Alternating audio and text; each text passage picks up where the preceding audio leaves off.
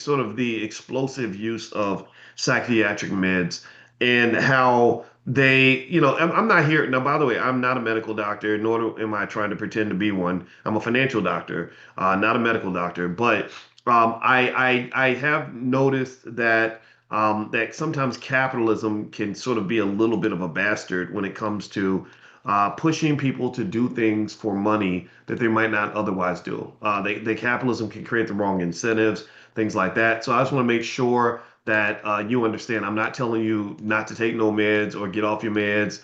Some people might need meds, and I'm not here to say that they don't. I am here to say, though, let me know if you agree. I'm here to say that there are that this expose it kind of showed this, but I believe that there has been a little bit of an overuse of meds. Right. My sister's a medical doctor, and one of the things that she said is that she said in all of our training, we were pretty much trained to give you a pill for everything.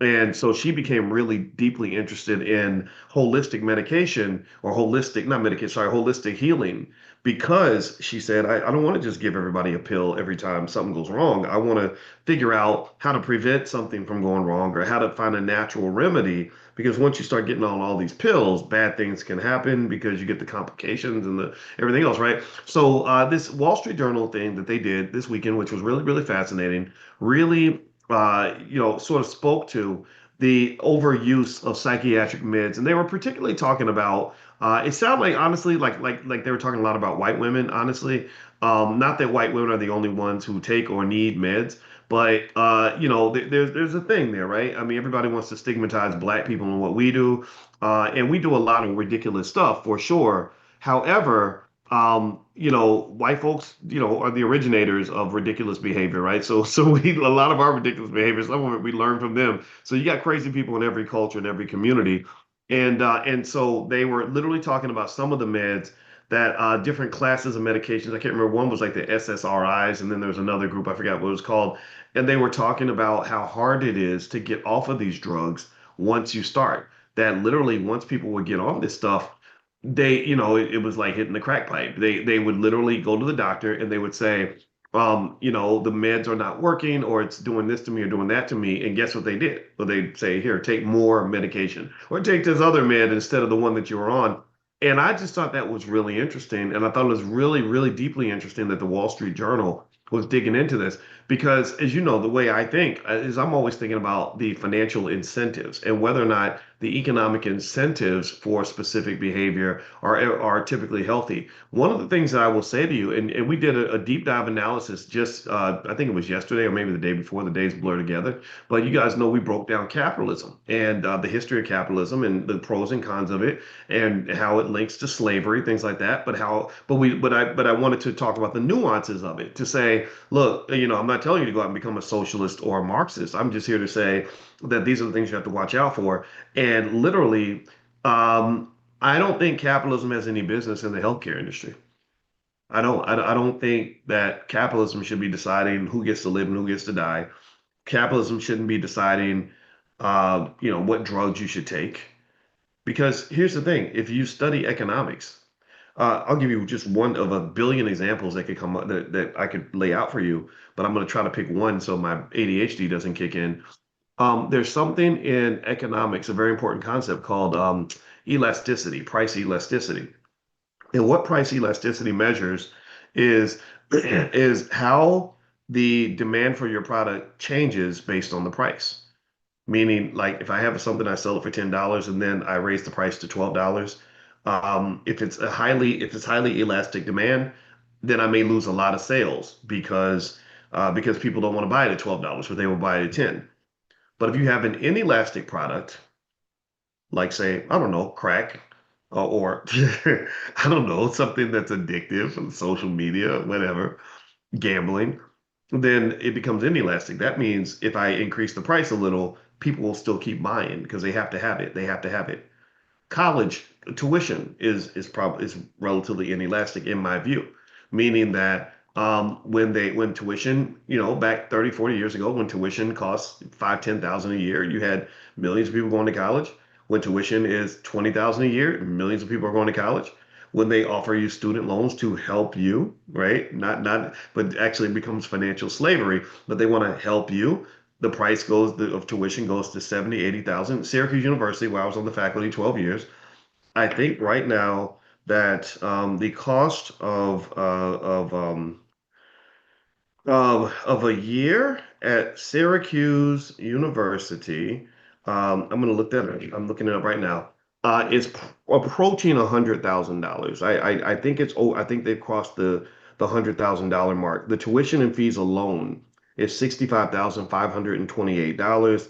If you add room and board, books, supplies, and other living costs, you're paying between $88,000 and $94,800 per year, depending on whether you want to live in a nice apartment or live in the projects. So that's, an inelastic product. The price goes up, people still keep buying, right? So the best products, actually, the people that make the most money, the easiest money, are the drug dealers.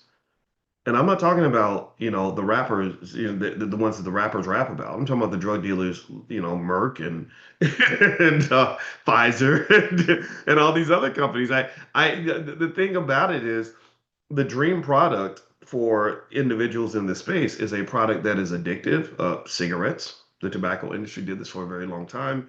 What else is addictive? Well, you think about some of these opioids. You have the opioid crisis. So Big Pharma realized, hey, these opioids, it numbs people's pain. They don't know what's going on. So there's massive amounts of, in economics, what they refer to information asymmetry. They don't know what they're taking. They're just trusting the doctor, and the doctor is doing what the economic devil is telling them to do. So the doctor he's also been incentivized economically. Hey, we'll take you to lunch and send you on a Hawaiian vacation if you prescribe our medication. So the drug dealer is giving the drug addict the medication. The drug addict takes the meds. It creates instant gratification, and he not only does he not really, maybe he's not even processing the long-term effects of what he's taking, but but he also doesn't even know. He can't even make a decision because no one really tells him in clear language what the problem is, or what the long-term effects can be. And then next thing you know, he's an addict. Eastern Kentucky, places like that where I grew up near. I didn't live in Eastern Kentucky, but I would go out there and visit. I had a really nice white friend, and he was my buddy, and I used to go see my white friend in Eastern Kentucky. And despite what people say, everybody acts like, people in the South and white people in the South in these rural areas are just a bunch of horrible racists that just want to kill black people for fun. They were the nicest people I ever met. I met some of the nicest people out there. So don't. I think that's all. The biggest races I met were in the Northeast. Like, I mean, I'm not gonna lie. I'm just gonna tell you my experience, but it doesn't mean everybody's perfect. But out there, you got, this just whole bastion of addiction that occurred because they trusted their doctor, but the doctor wasn't making their own decision. The doctor was a puppet of the puppet master. The puppet master is the person that had the money. So when I say to you that money is power, I encourage you, when you see behavior that doesn't make sense, don't look at the person that's doing it. Understand that person is being influenced by a bigger power. There's a bigger power source that is driving that behavior. The politicians, when you go to a politician and they say, did you see what they did to the children in Palestine? How in the world can you allow this to happen? And why would you stand there and just let them slaughter babies? And the politician's like, I know nothing. I care. I did not hear it. I do not see it. Right? Well, it's because somebody's paying them money, right? They're honoring the person who wrote the check. So this is common in capitalism. And this is the danger of capitalism. There are some places where money is moving things, and money has no business in the room. Money shouldn't even be involved. But that's America. That's the downside. And what it does is it creates a mandate on the individual, unfortunately, to defend themselves. This is why education is so important. This is why critical thinking skill is so important. This is why awareness and communication amongst each other is so important, because it at least gets you to have some degree of critical analysis of the things that they're telling you to do. Um, it'd be great if we had a wonderful government that was protecting its citizens and would warn you about problems that might be coming. But unfortunately, capitalism, when money is in the room, money warps incentives to the point where they say, yeah, it could be bad for you, but it could also make you feel good, right? And so you just follow along, and next thing you know, you got cancer because of some food that they're selling you at the fast food restaurants, or you're addicted to this drug that you were taking from the physician that you trusted so much, or you sacrificed your entire life for the corporate plantation and missed time with your kids, and didn't even get to go visit your mother on her deathbed because you had to go to work, and all these things happen because there's nobody there. You don't have an asshole in your life like me. And, I'm happy to be one of the assholes in your life. If you think I'm an asshole, that's fine. I don't care. And someone like me to say, hey man, don't just do what they tell you to do. You got to think for yourself. You have to get knowledge for yourself. We have to educate when it comes to education. Even I've always said, in the Black Business School, we have three of the Black core of three. Black people should educate our own children, create our own jobs, support Black-owned businesses. And the reason that that's so important is because people will just flat out lie to you if it fits their agenda. Um, in fact, actually, I'm gonna share something with you that made me think about this that I thought was actually funny. I sometimes I get all serious and go Malcolm Xy and it makes people nervous. So I'm gonna do something funny to let you know I got a sense of humor. All right, so let's take a field trip to my Instagram page. My Instagram is Dr. Boyce Finance, and I put this video up this morning. I thought it was really funny, and it reminded me of the importance of critical thinking skill and just making your own decision. I don't care what decision you make, as long as it's yours, right? That's really all I ask is just make it your decision. Don't be up here telling, don't be parakeeting what somebody else told you, because that's not going to be a winning strategy for you. But just so you know, I know for a fact that even talking like this is a losing battle, because there's also studies that show that 70% of all people will follow the crowd, even if the crowd is wrong. I don't know if I mentioned that to you, but literally studies show that doesn't matter. It doesn't matter how much you say, think for yourself, think for yourself. People will literally still follow the crowd because one of the biggest fears that people have is not being accepted by others or being ridiculed by others for not doing what they're told, right? So they use that against you. They use that against you on so many different levels. But let me show you this. This was really funny. This was funny but not funny, funny but not funny. And so I'll share this with you a little bit later. This is where I was comparing the amount of money you'd have invested if you took the amount of money somebody might spend at Starbucks every day and put that into an S&P 500 index fund. So never believe anybody when they tell you that it's impossible to get rich. It's very easy to get rich because you're making somebody else rich when you're consistently spending money on stuff that gives you no value. So I'm not telling you not to buy Starbucks. I go to Starbucks all the time. I'm saying that as you go to Starbucks, just put money in your stock portfolio, and that way you can grow your wealth. In fact, Acorns, I think they still have on Acorns that thing where you could do the roundup, where like if you buy something for $2.42, they'll take the other 58 cents and put it in your stock portfolio, and then you can 10x that. So that makes the 58 cents into $5.80. And so that automatic savings, getting it into your habit formation, that's how people build wealth, right? You want to build wealthy habits. That's what will get you there. So anyway, with that said, it's on my Instagram, Dr. Boyce Finance. But anyway, let me show you. Oh, this is something else.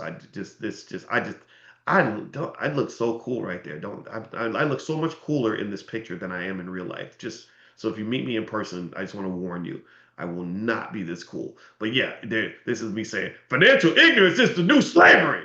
Yeah, but I do believe that financial ignorance, when you don't know what's going on financially, you will be a slave. Why does well? Let's process that. What does it mean to be a slave? Slavery doesn't mean you live on a plantation singing old Negro spirituals in 1804. Slavery also means that you just have a lack of freedom. It means you can't do what you want. So if I talk to anybody, on their way to work, and I say, well, what would you like to do? They say, well, I'd like to take a vacation to Hawaii. And I say, well, why don't you go to Hawaii? A kid would do that, like kids, because kids are what's the word? They have to be fixed because they have this virus called free thinking, and they and happiness, right? We gotta stomp it out of them, right? So like, stop walking around here smiling all the time. Don't be out here smiling, right? So a kid will be like, well, Daddy, if you want to take a vacation, why don't you? And then of course you would say, well, because Daddy has to go to work. Well, that's slavery. I mean, that means someone else is deciding what your actions are going to be. Oprah Winfrey actually said that. She said freedom for me is waking up in the morning and deciding what I'm going to do with my day. So financial ignorance becomes the new slavery because unfortunately, those who never are encouraged to get basic financial training, financial literacy training, training. It doesn't take much, actually. It doesn't take much. Like it takes literally that much financial training to become a millionaire. They can because I can give you the plan. Like literally, if you did a contest and said, Dr. Boyce, I need you to explain to someone in 60 seconds how to be a millionaire, I can actually do that. I would say, okay, so the amount of money you put into your phone bill, put that into an S&P 500 index fund every month and do it consistently. In 30 years, you'll have several $100,000. Maybe you won't have a million, but or if you do that with your car note, like match your car note and just here's the S&P 500 fund, SPY or VOO, pick one, and just have this money automatically deposited, just like you do with your child support payments, or just like you do when you're paying your cable bill. And don't touch it. Don't sell any of the shares. In 20 or 30 years, you'll have hundreds of thousands of dollars, and your kids will definitely be a millionaire. So literally, I could pass the 60-second test. In fact, I could probably do it in 20 seconds. So financial ignorance. When I say financial ignorance, just know the bar is very low. It's not really like, oh my God, you have to spend 10 years studying economics at the highest levels. I did that. I was in grad school forever. I mean, I got made fun of because I was in school for so long. However, you don't have to do what I did. You don't have to go through all that. But I mean, the benefit of that I can offer you, I would say the best benefit I can offer you is that because I went through all the detailed stuff with a fine tooth comb, because I went through all the shit, I can tell you like what matters and what doesn't. I did all the math, I did all the equations, I did all the computer analysis, I studied the stock returns for the last 120 years. And it's like, oh, I get it. So if a person just consistently buys into an S&P 500 index fund and they don't sell what they buy and they avoid some of these financial traps, they're going to be just fine. So financial ignorance is the new slavery, but just know being financially intelligent is not doesn't have to be a full-time job. So that's me sitting there looking all mean and tough and bossy and stuff. But there, yeah, there you go. That's the point. All right. So here's what I was actually getting to.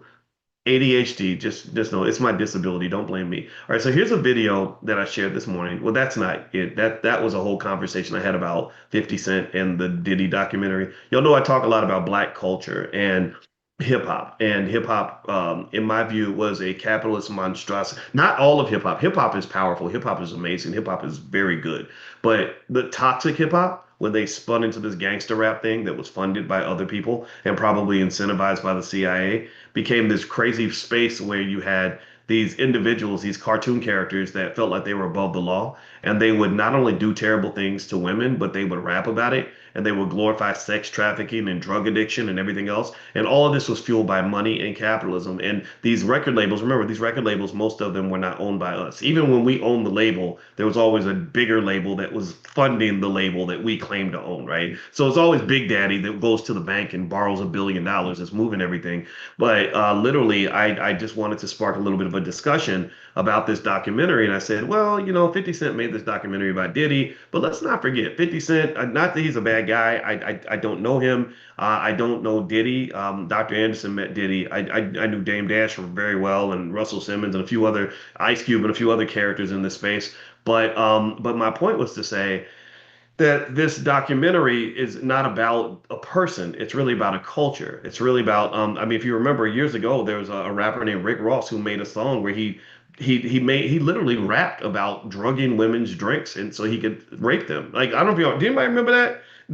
Those white women kicked him in his butt. Those white feminists like took his ass down. They were like, we're not gonna let you do that to us. You can do that to black women. You can do that to black people, and we'll let you slide on that. But you get to talking about, stuff that offends us.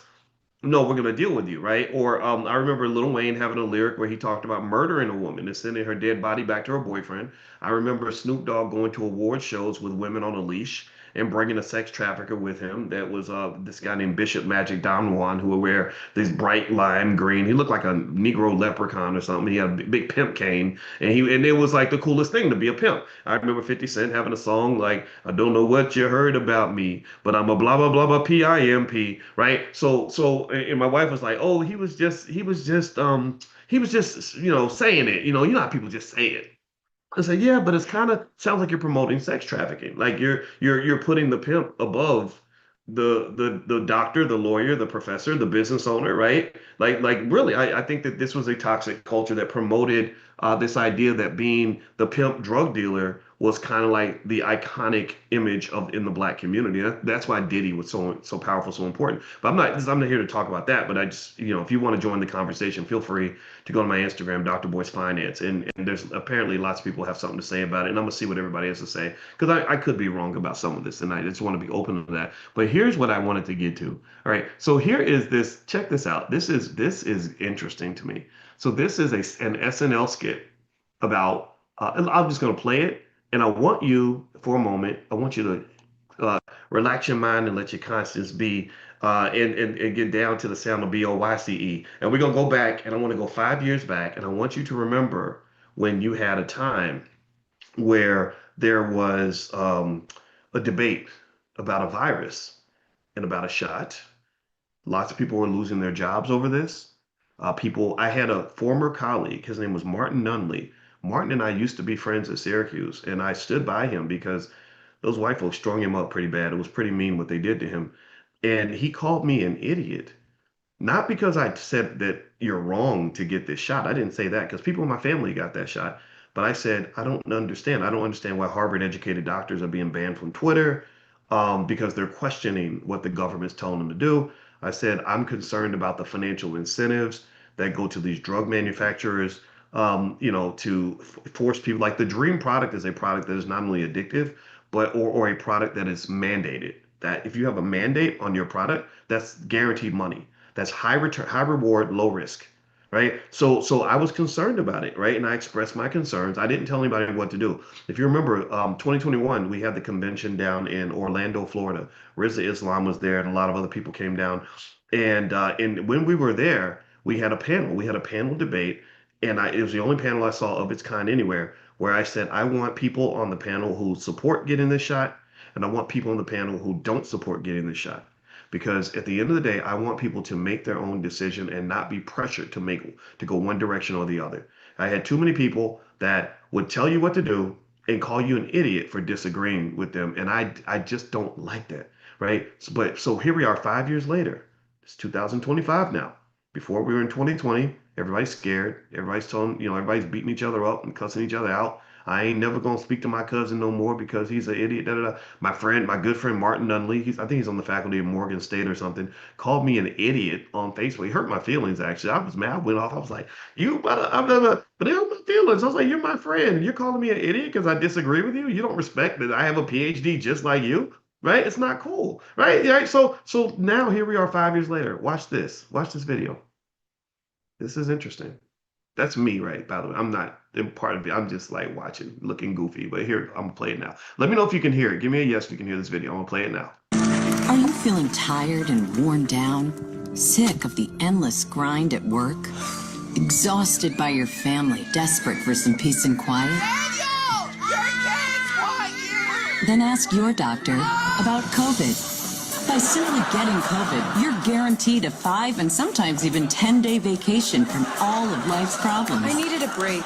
Just some time away from everyone. So my doctor suggested I get COVID, and it was the greatest week of my life. All I wanted was to sit on the good part of the couch and watch the Netflix I want to watch. And I was finally able to, thanks to COVID. At first, I was worried about getting COVID, but my doctor assured me it's fine now. I'm triple vaxxed, quadruple if you count HPV. So it's my time to shine. Side effects of COVID include having COVID, which is still kind of bad, but doesn't it seem different now? I definitely got sick. But I also got paid for 10 days to never leave a blanket. Plus, I got a great story I could tell people at work. It was like I had a bad cold for 3 days. And of course I had to isolate from my 3 kids because I didn't want to get them sick. But what do they eat? I gave it 14 days to be extra safe. And for an extra fee, we'll knock out the Wi-Fi near your house so you can't do any Zooms. Oh, well, too bad. COVID is the perfect way to get out of jury duty, cousin's wedding, friend's improv show, neighbor's adult baptism, and husband's murder trial. At this point, COVID is basically a 10-day cruise, which is also a great way to get COVID. COVID isn't for everyone. That's why there's also new COVID Always Positive Home Test. The only COVID test that comes with 2 pink lines already drawn on. Again? But you just had it a week ago. Please don't do this to me. COVID. Because sometimes the only way to get mentally healthy is to get physically sick. And sure, there might be long-term memory problems, but that would honestly be amazing, because there's so much I want to forget. My brain's already really bad. If it gets 10% worse, but I don't have to talk to a single person for a week, I'll take that deal in a horse beat. You mean a heartbeat. Either way, thanks, COVID. Thanks, COVID. Thanks, Bovid. I think I'll get COVID again. Today. COVID. Go ahead. You deserve a break. Now, I thought that was hilarious. I thought that was so funny, right? That SNL would do that skit. And again, I don't know. Yeah, I'm not telling anybody what to think about any of that. I just think that it's one problem with your pharmaceutical industry that you have to be mindful of is they will push you to take anything if they can find an ounce of justification in a pound of profitability. Right? They will have you injecting monkey doodle in your bloodstream if that will help make them profitable. There's very little protection there. I remember there was a time when they would do commercials and tell with pregnant women smoking cigarettes and tell you that cigarettes are healthy. They had doctors going on TV telling people that cigarettes are amazing, right? Because when you get that much money involved, the incentives become warped. And so what ended up happening, I used to work with this scholar, a really smart guy named Bill Schwert, and he had me read through hundreds of legal cases on the tobacco industry. And I got a chance to form a narrative of year by year how hard it was to take on big tobacco because the money was so big. So when people started, first, they made cigarettes look cool and everybody was smoking them in the movies and all that because they knew they could control people's minds with cinema.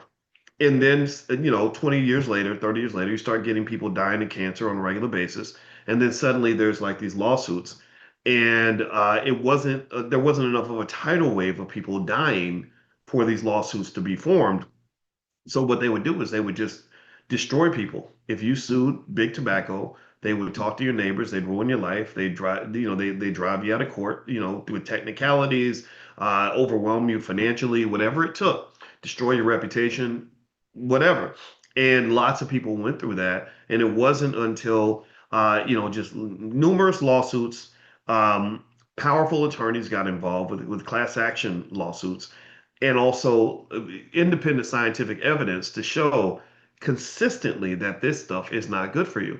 Because for a long time, they were funding the studies. They would go to a university and say, hey, we want to give you $10 million, but we need your research to look a certain way.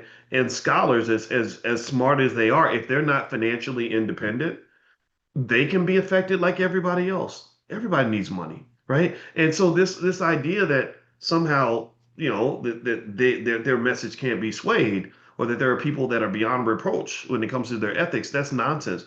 You take a financially desperate person and you give them just a little bit to justify what they're doing.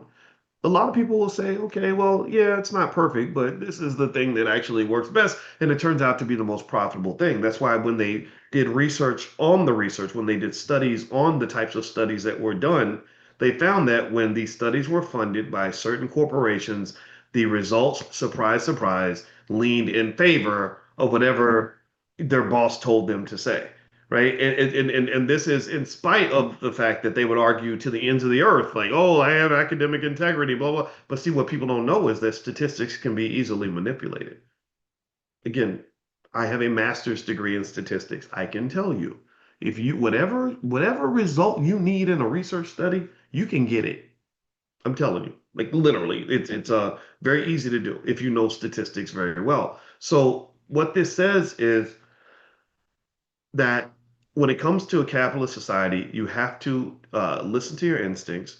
I think getting information from multiple sources makes a big difference, and making a personal investment in trying to understand things that you get involved with, particularly when it comes to your health and your wealth and your relationships. Right? When you go into stuff, just like the biggest thing that I do on a regular basis is I take in information. I'm always like, well, I want to hear what they have to say. Oh, they don't agree. Let me hear what they have to say. Okay, make your point. And then what happens is your subconscious mind will pull all the information together, and then you'll kind of form a conclusion, and then you can make a decision. But if you're just following along what people tell you to do, the government or whomever, I don't think that that ever is a winning strategy. And this is your life you're talking about. This is far more important than, than their money. All right. So before I move on, I want to remind you, don't forget the All Black National Convention is the weekend of October 16th.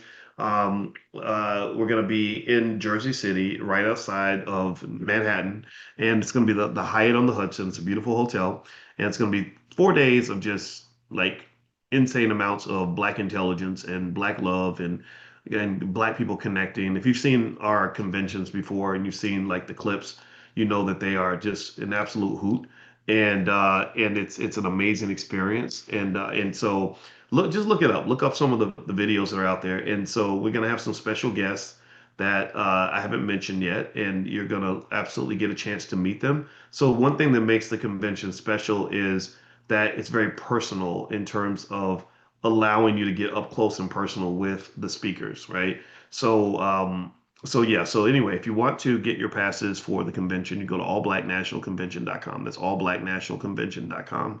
And also, you guys know I have a book called The 10 Commandments of Black Economic Power, in case you forgot. It's an Amazon bestseller. Thank you for supporting the book, and thank you for checking it out. And it's a great gift, I think, for anybody that you want in your family to elevate their thinking. And so feel free to, you can get it on Amazon if you want, but you can also go to drboycebooks.com, and I'll sign the books and send them to you. So a lot of you have ordered books and have me sign them. I don't mind signing. It's an honor to do that. All right, so let me share something else with you. This is a message I got from, okay, I see Joanne Dixon sent a message. And remember, I was asking you all to tell your story. I'd like to hear about your transformation. Let me just say this. I appreciate when you thank me, when you say thank you, Dr. Boyce, and also I love it when you say or when you sort of say I'm learning a lot and stuff like that, and that's good. But what I'm really most interested in, to be honest with you, is I want to hear about your implementation, right? I don't want us to just talk about it. I want us to be about it and live it and do it, right? So, for example, if you formed a study group with your church, I want to hear about that. If you are educating your kids, I want to hear about that. If you are talking to your relatives about it, I want to hear about that. If you bought your first house, I want to hear about that. If you started a business, I want to hear about that. If your stock portfolio, I like numbers too. I love numbers. Right? If you're okay with sharing that, like if you're like, hey, my net worth is now $300,000, or I just bought my first $600,000 property, I want to hear about that too. I like those concrete, tangible results, because that's what I like. That's when I go out and brag about what we're doing. I brag about the results. I don't want, I think the Black community is full of feel-good moments, and there's lots of opportunities for spiritual and emotional upliftment, which is very important. But that upliftment, that what's the word? That inspiration and motivation must be followed by discipline and action and outcomes, right? Does that make sense? Let me know if that makes sense. And I'll share the link if you want to share your B1 story. But give me something I can sink my teeth into to show me that your life is better because you're doing this, not just like, oh well, I just feel good when I listen to what. That's important. I'm gonna give you that, but I really want you taking action. Okay, I want you doing something in your life.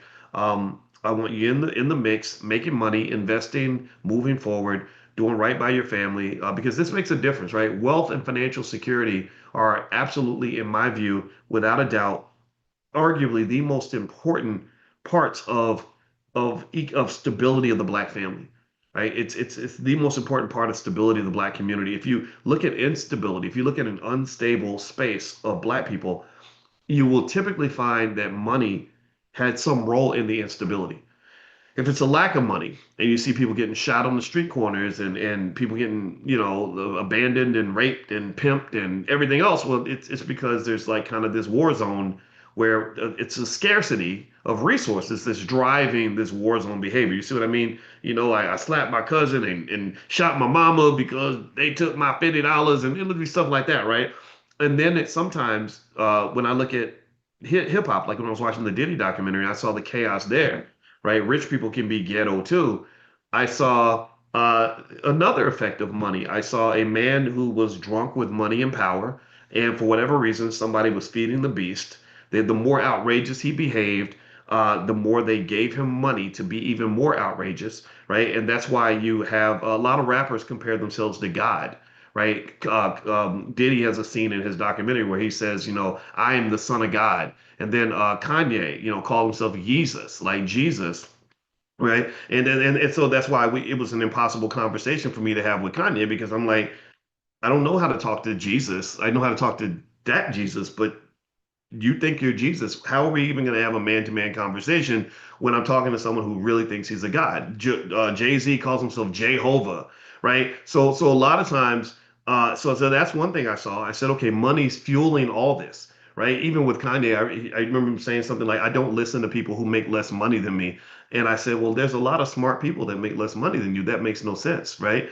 And so then the other thing I saw in the Diddy thing was I saw financially desperate people who were attracted to him and attracted to this space because this was where all your wildest dreams could come true, right? So these were people that wanted to make money by any means necessary. They were hungry, which means I'll do anything. And the goal is to convince the devil that you're so hungry that you'll do anything the devil tells you to do. Well, he starts, rubbing his hands and licking his chops because he knows that he's got another victim, right? So ultimately, the money is kind of everywhere, right? If all the people around Diddy were financially secure and had options in their lives, there's that word options. That's a very important word for Black people, I believe. If they had options and freedom and strong daddies they could go home to and a family business and economic security, many of them would have said, okay, you know what? I ain't got to put up with this. I'm out of here. I'm out of here. Right. And so just know that the bastardization of the hip hop industry and the destruction that it's caused on Black culture is largely driven by the financial instability of the Black community and the lack of economic institutions that we can rely on to self-sustain. Do you understand? Like when you're the boss of your space, you get to define the ethical boundaries of that space. And so our bosses define ethical boundaries for their space. Like you don't really see that stuff allowed to happen in the Jewish community or in the Asian communities and things like that, right? But for us, it's like, hey, we're gonna let these dogs eat each other because they're subhuman anyway, right? So and then the music only serves to end up justifying that because then you have people rapping about rape and murder and selling drugs and killing their own people, and that gets financially fueled by the demon of capitalism. So I think it's really important to understand that your best insulation, your best protection from a really chaotic and abusive and terrible planet is to be secure enough emotionally, financially, and otherwise, and physically as well, to be able to walk away from things that are not healthy for you. Right? That's really what it is. If you have the power and the ability to walk away, then you're good. When I was on the Breakfast Club years ago, I didn't know where it came from. I just was on there. I said, I think everybody just needs fuck you money. And they were like, what is that? I said, fuck you money means like if somebody is doing something you don't like, you can say fuck you and I'm out. You got enough money and enough resources. You have enough money in your stock portfolio to say fuck you, I'm out. You got enough side hustles and multiple streams of income to say fuck you, I'm out of here. And it's that real. That was my thought. Like, yeah, it's like fuck you. Like, no, I'm not doing that.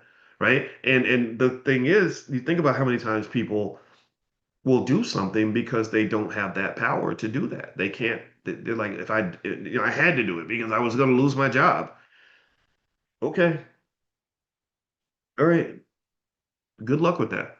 That's not a strategy. That's not the strategy to pass to your children.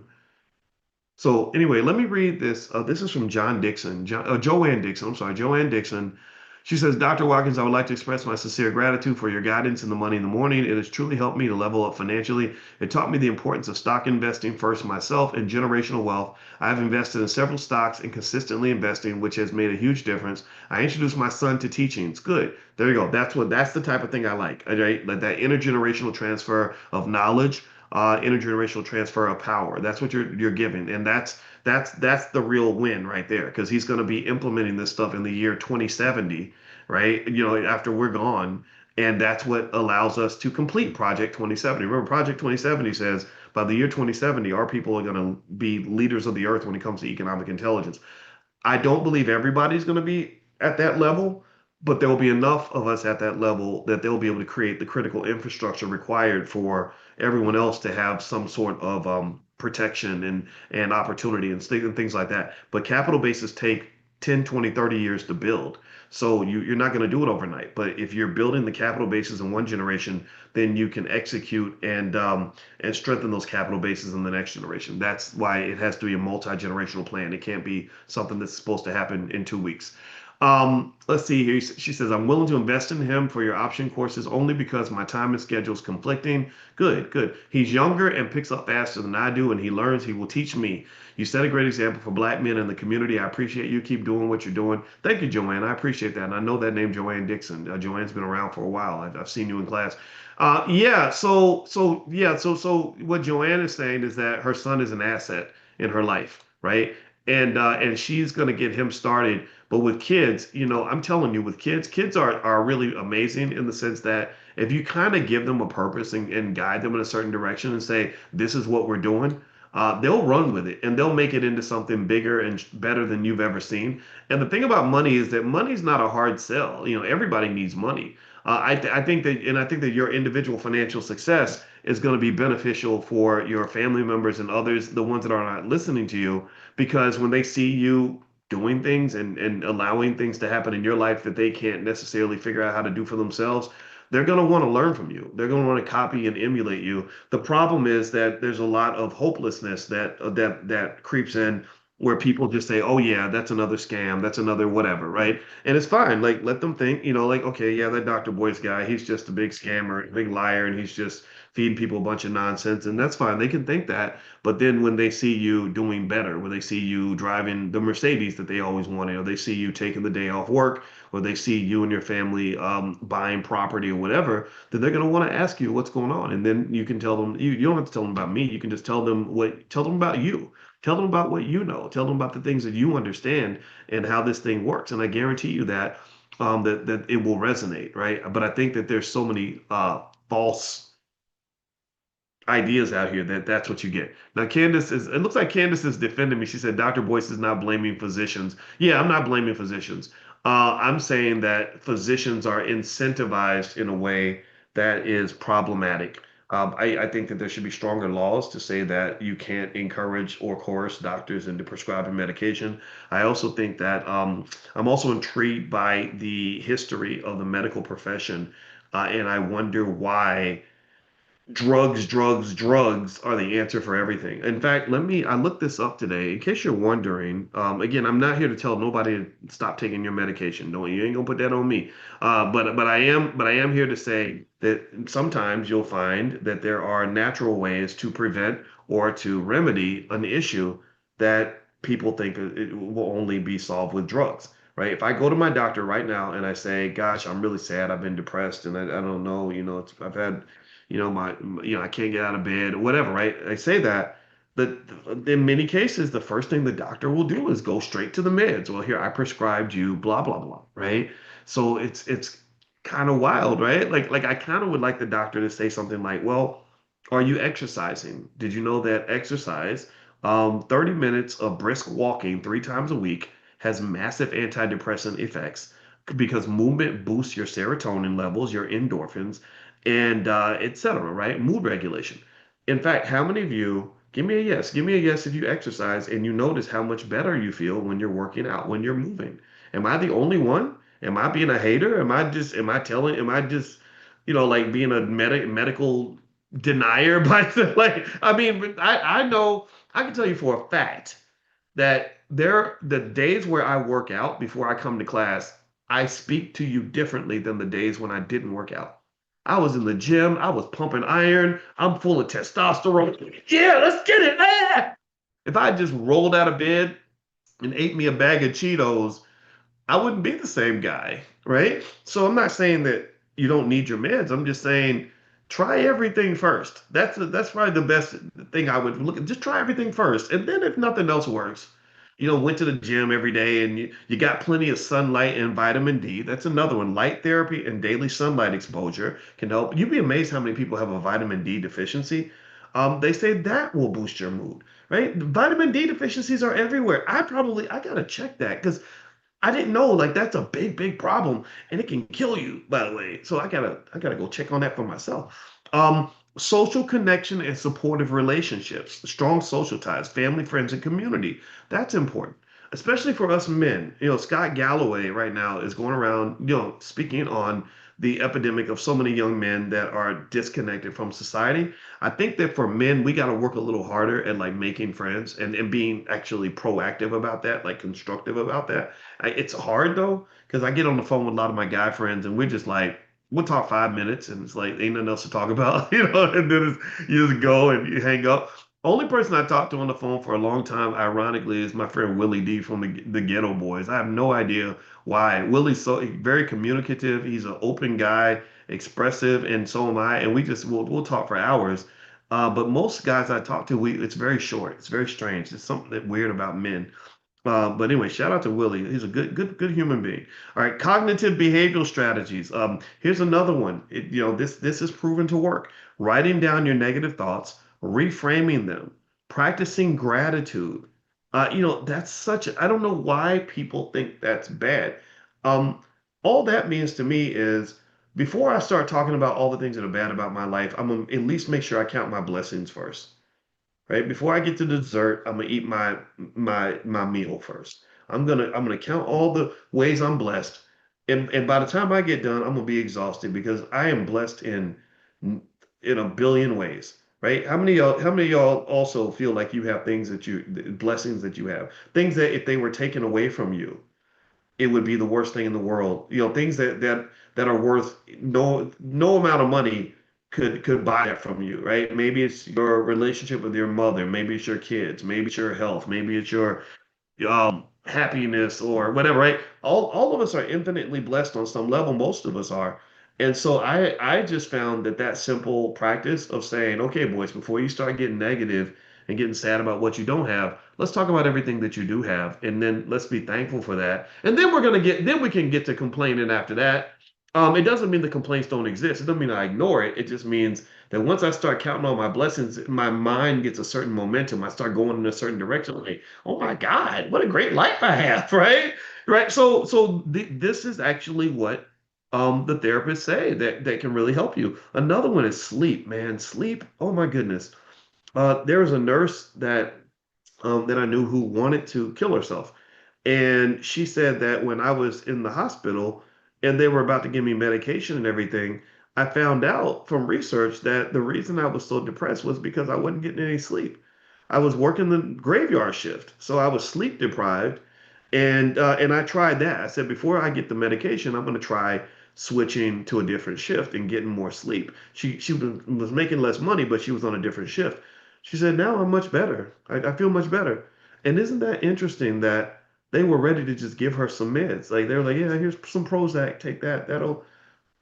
So I'm not here to tell anybody like not to do it. I'm just here to say that when you talk about the prescription of meds, the evidence overwhelmingly states that the financial incentives shape what medical professionals tend to do. I'm not saying that doctors are the devil. I'm not saying that at all. Thank God. If you are a doctor, thank you so much for your service. I appreciate you. My sister's a medical doctor. Much respect to doctors. But there are also people out there that give holistic, preventative health support, right? And I appreciate you as well because you're filling a natural void that exists in the healthcare industry, which has been corrupted by capitalism. When everything's about the money and the release of new drugs, it can be accelerated because it's going to make so much money, or people start just taking stuff without knowing the long-term effects. Like I'm still wondering about Ozempic. I'm still wondering, like, okay, so when's the other shoe going to drop on Ozempic? Like I hope it ain't a heavy shoe. like wow, you get to lose all that weight. You ain't got to go to the gym or nothing. Good for you. I got a lot of skinny friends now from Ozempic. God bless you. No disrespect at all, but I ain't touching that shit. I'm like, you know what? Every time I'm sitting and you're 50 something and you got the belly thing and it's hard to work on that belly when you're in your 50s. I'm like, man, just taking some Ozempic would be so much easier than going to the gym in the cold. But I'm like, I kind of need to think about that a little bit. But no disrespect though. You keep going. Just whatever. But I just noticed that there's not a lot of discussion about any potential short or long-term side effects. And I'm wondering how that's going to work out because some things show up, 20 or 30 years later. They don't show up right away, right? But anyway, enough of that though. I'm not here to judge anybody's decisions. Please don't think I'm doing that. I'm just here to support you. And also, in terms of the economic lesson, it's really a conversation about capitalism, to continue what we were discussing the other day, in the sense that that when you're talking about decisions that you're making that are influenced by outside forces, you really want to follow the money, because the money is typically the motive. The money is a big motivator.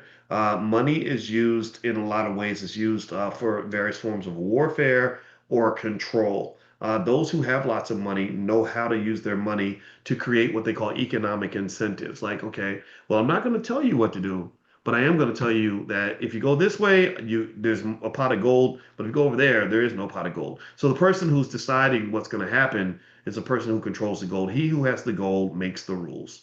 And that's just universally true almost all the time. So when you're black in America, the white man got the gold, right? So he makes the rules. He tells you, what you're going to do, what industry you're going to go into, where your opportunities are going to be, and then we get into this ugly, toxic, depressing mix of like this sort of sad reality of like, where we feel that we won't be able to go, or we'll only be able to go so far because we're waiting for him to give us an opportunity. And I'm not saying that that ever goes away. I'm not saying that there's never a point where they where they ever relinquish power completely, but there are some places where you have more of a say in your opportunities versus spaces where you have no say at all. So like if you're going down that whole go to school, get a job route, then you find that your income and earning potential and all these other things are capped by what they decide to do with you.